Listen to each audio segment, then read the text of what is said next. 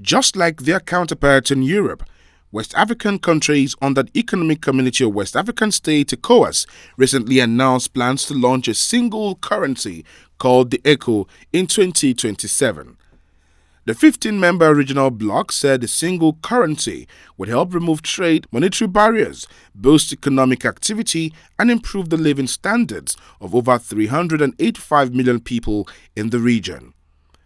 7 currencies are currently in use among member countries, with 8 French-speaking nations using CFA francs. The remaining countries have their currencies, none of which is freely convertible. If all goes to plan, the existing national currencies of these countries will be replaced by the ECO in 4 years. One of the most significant effects of the proposed new currency, it will mark the end of the CFA franc, the currency used by each of the 15 member states. The CFA franc is seen by many as not just a relic of French colonialism in Africa, but as a strategy tool used by the French government to maintain dominance over its former colonies. So why is the CFA franc significant in this conversation? Let's look at a bit of history. Please take a moment to like, share, subscribe, and turn on the notification icon to get new video updates. Following the decolonization process of the 50s and 60s, many African countries gained independence from the French, but countries in West and Central Africa maintained the CFA franc, a colonial currency introduced in 1945 by the then French leader General Charles de Gaulle. The CFA franc was stood for colonies François d'Afrique, translated as French colonies for Africa in English, is the name of 2 currencies. The West African CFA franc, used in 8 West African countries, namely Benin, Burkina Faso, Côte d'Ivoire, Guinea-Bissau, Mali, Niger, Senegal, and Togo. And the Central African CFA franc used in 6 Central African countries, namely Cameroon, Central African Republic, Chad, Congo, Equatorial Guinea, and Gabon. Although separate, the 2 CFA franc currencies have always been at parity and are effectively interchangeable. It is noteworthy to state that 60 years after independence, these 14 countries still use the CFA, thus giving franc undue influence over the economies and monetary policies. France's influence is so entrenched that even the CFA notes and coins are printed in France before being transported to the countries where they will be used. The amount of CFA franc in circulation as well as the exchange rate are both determined by the French finance minister. The central banks of these countries are also required to deposit 50% of their currency reserves in the French central bank, and even worse, these deposits are subject to negative interest, meaning that the African countries are paying for their money to be stored in France.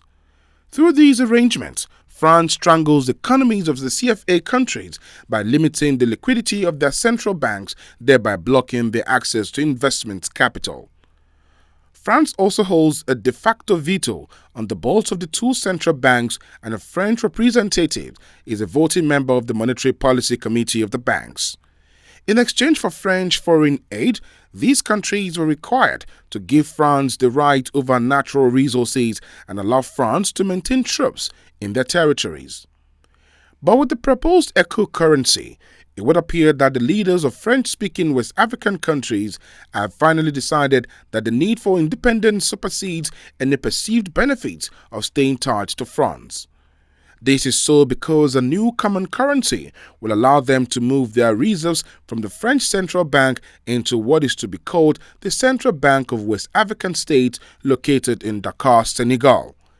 They will also have control over the monetary policy of their countries and attract huge foreign investments without any interference from France. France would also cease to be a member of the boards of the central banks of these countries and will no longer have veto power when it comes to decision making. But after a series of postponements, most notably in 2003, 2005, 2010, 2014, and 2020, there are concerns over achieving the new currency for the region in 2027, which is just 4 years from now. This is because 4 primary convergence criteria must be met by each member country before the ECO could be implemented. These include a single-digit inflation rate at the end of each year, a fiscal deficit of no more than 4% of GDP, central bank deficit financing of no more than 10% of the previous year's tax revenues, gross external reserves that can give import cover for a minimum of 3 months. Most of the 15 countries may likely not be able to achieve all of the above criteria for years. Only Cape Verde, Liberia, Ghana, and Togo have met some of them, but not consistently. Another critical factor that may stall the implementation of a single currency for the sub-region is the monetary policy dynamics of different countries that make up the ECOWAS. For instance, in Nigeria, the central bank is pursuing a cashless economy aimed at mopping up excess liquidity, control money supply, inflation, and terrorism financing. The Apex Bank in January also launched the National Domestic Card Scheme, Afrigo, to rival card payment schemes like MasterCard, Visa, and Verve. The CBN Governor, Godwin Emefiele, said the move would drive financial inclusion and concentrate card financing data in Nigeria, even as it serves as a symbol of national pride for its adopters. According to him, with the Afrigo card, Nigeria has joined countries like China, Russia, Turkey, and India, which have their local cards. Therefore, it remains to be seen if ECOWAS member countries will be able to harmonize their positions and come up with a single currency for their mutual interest and prosperity. If you like this video, please like, share, subscribe, and turn on the notification icon to get new video updates.